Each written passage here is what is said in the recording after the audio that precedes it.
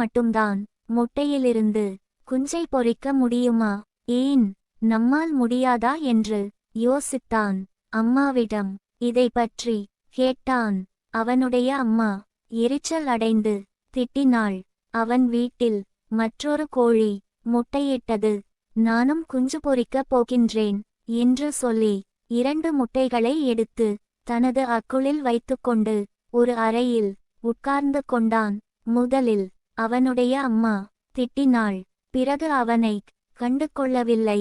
அந்த ஊரில் உள்ள அனைவரும் அந்த சிறுவனின் செயலைக் கண்டு அவனுக்கு புத்தி பேதலித்து விட்டது என்று சொன்னார்கள்.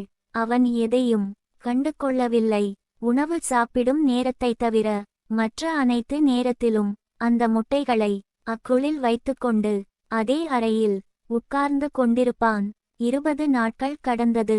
21ஆம் நாள் அவன் அக்குளில் இருந்த முட்டைகள் வெடித்து கோழிக்குஞ்சுகள் கத்தின. அவன் அப்போது